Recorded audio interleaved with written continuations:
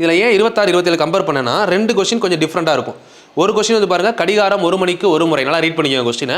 1 மணிக்கு 1 முறை, 2 மணிக்கு 2 முறை, 3 மணிக்கு 3 முறை என்றவாறு ஒலித்தால் 12 மணி நேரத்தில் எத்தனை முறை ஒலிக்கும்? இப்படி கொஸ்டின் கேட்குறாங்க. ஒரு கடிகாரம் சரிங்களா? அப்போது 1 + 2 + 3 இப்படியே 12 மணி வரை போனால் எத்தனை டைம் ஒலிக்கும் அப்படின்னு கேட்குறாங்க. அப்போ ஆன்சர் என்ன வரும்? 12 × 13/2 n × n + 1/2 கேன்சல் பண்ணிங்கன்னா 6 6 13 எவ்வளோ? 78 78 சரிங்களா? அதே கொஸ்டின் ஒரு நாளில் அப்படி இல்லைன்னா 24 hours 24 மணி நேரத்தில் எத்தனை முறை ஒலிக்கும் அப்படின்னு கேட்டாங்கன்னா இதில் என்ன தப்பு பண்ணக்கூடாதுன்னா, ஒரு கடிகாரம் நல்லா தெரியும் நமக்கு, எல்லாருக்குமே தெரியும் இல்லைங்களா? கடிகாரம் டைம் எப்படி இருக்கும்? 3 9 6 12 12 முடிச்சதுக்கப்புறம் மறுபடியும் எங்கே வரும்?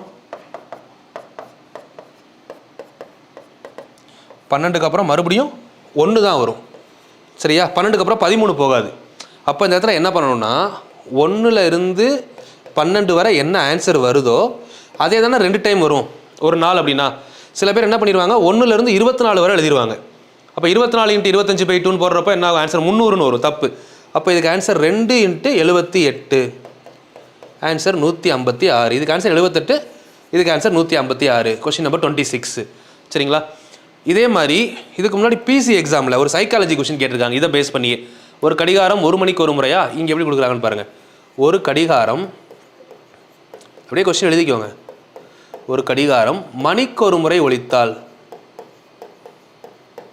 ஒரு கடிகாரம் மணிக்கு 1 முறை ஒலித்தால்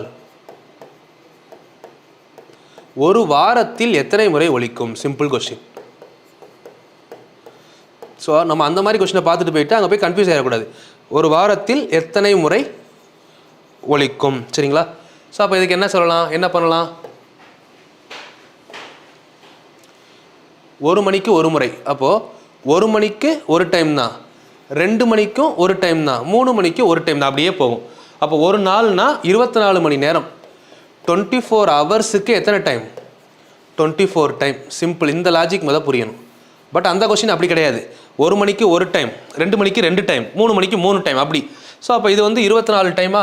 அப்போது ஒரு வாரம் அப்படின்னா எத்தனை மணி நேரம் ஆகுது? 7 நாள் × 24 மணி நேரம். அப்போ 7 × 24 168 டைம். 2 கொஸ்டினுக்கு டிஃப்ரென்ஸ் புரியணும் சரிங்களா?